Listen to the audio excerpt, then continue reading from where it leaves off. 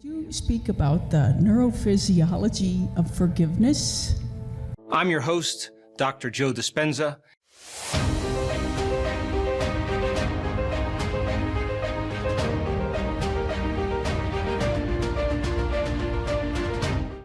Think about frozen circuits. Frozen circuits are hardwired circuits. The more profound the insult to the person that is connected to a strong emotion, the more the brain freezes circuitry. The more we think about the experience, the more we fire and wire the circuits in our brain. Yes or no? Yes. And the more we remember the event, the more we produce the emotions that are associated with it, and we're conditioning the brain and body further into the past. Yes or no? Yes. And you keep doing it enough times, it's no longer conscious that you're holding a grudge. It's no longer conscious that you're stuck. It's now you're seeing everybody through the lens of that experience, and everybody's a betrayer.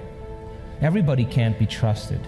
Everybody is that same person. You're overlaying the memory of your experience into reality. You're not seeing it the way it is. You're seeing that person wearing the mask of the last person. That's the lens that we're perceiving reality. And so then anything in your life that becomes remotely close to it based on your limited perception triggers the emotion in the network, and you're back in your past and you're acting like you were when it happened. And so then the person says, I'm not that person. And you say, oh no, I know, I just had this event in my past and I'm sorry. And then it's excusable, but then here it happens again. And there's nothing wrong with this. We all do it. It's just, how do we overcome it? So then you're sitting and doing the work, and you're moving energy up those centers. You're releasing the life force into your brain.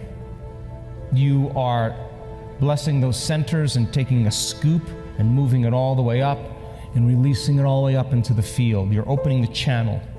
You're unfolding as nobody, no one, no thing, no where, and no time, and the identity and the personality is gone. Energy's going to move. It's got to. It's going to follow the path. You're opening your heart. Once it gets to your heart, it's going to make its way all the way up. And when you feel love and compassion, when you feel true kindness and care, it's hard to hold a grudge. So then from a quantum physics point of view, you have that person always in the back of your mind, right? You have the event and the memory rolling around back there, because the very thing that you don't want to have happen, you're already preparing for emotionally. So then from a quantum perspective, you are actually, as a creator of reality, holding yourself hostage because of that person. And you are holding them hostage because of that experience. And you have an energetic bond that's connecting you to them. And you're sharing the same energy. And so then you're using each other to reaffirm whatever that energetic agreement is. So then when you forgive someone, it's because there's been a strong change in your emotional state. Because the emotion is what's keeping you energetically bound to them or to more than one person. And so then once you start lowering the volume to that emotion and the body starts liberating energy, and you're calling your energy back to you, because the lower the volume of the emotion, the less you're going to pay attention to that person, there comes a moment where there's a snap, there's a release. The energy is broken. And once it's broken now, all of a sudden you free yourself and you free them. And this has happened to me in my life. That people show up 10 years later completely changed and so humble and so asking for forgiveness just because they had transformed, and I let them go. So then forgiveness from a quantum perspective and a neurophysiological perspective is just taking your attention off them. That's all it is. And when you start getting happy with yourself and you start feeling those elevated emotions because you're striving for that, you wouldn't trade this for the grudge you were holding because this feels too good. Now, once that heart opens up and you start having energy in the center and it's releasing 1,300 to 1,400 different chemicals that begin to restore and regenerate the body, the body start getting a lift of energy. Once it makes its here, now you're going to see that track sending in energy to the brain. The heart acts as an amplifier to boost the brain. So then once the energy starts making its way into the brain, once the heart starts to open, we've measured this with our students, they have oxytocin levels rise. Once you start feeling oxytocin and you feel more love, then you feel the grudge. So then you think, why would I want to give this up for that person? That's called forgiveness. You don't have to try to do it. It just is a side effect of your personal transformation. And oxytocin then, when it's released, rushes right into the amygdala, the survival center of the brain, and the research is outstanding. And the first thing it does is it fits in the same receptor sites as fear, and it lowers the volume to fear and anxiety. It shuts the lights out for aggression and anger and hostility, and it cools the circuits off for suffering and pain, and the only thing you can feel is a love for life. And that's when you're free. Now, the practice of forgiveness, matter to matter, you can do it, but it takes a long time and a lot of work. And then you forgive, and then you're like, I don't want to forgive him.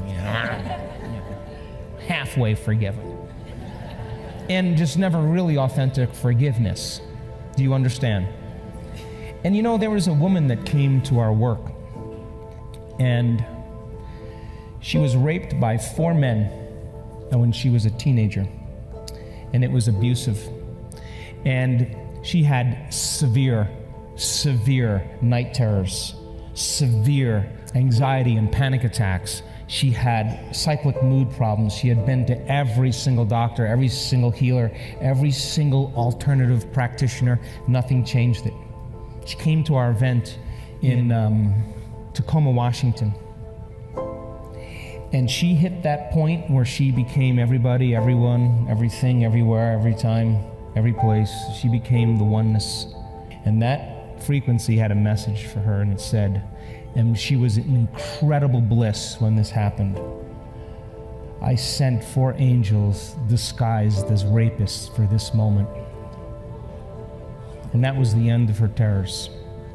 That was the end of her night. She couldn't have a relationship. She could not live with anybody. She was isolated.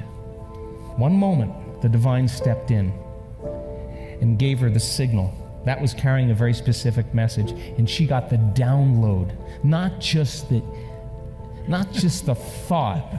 She got the energy move right through her body, and she saw the whole thing.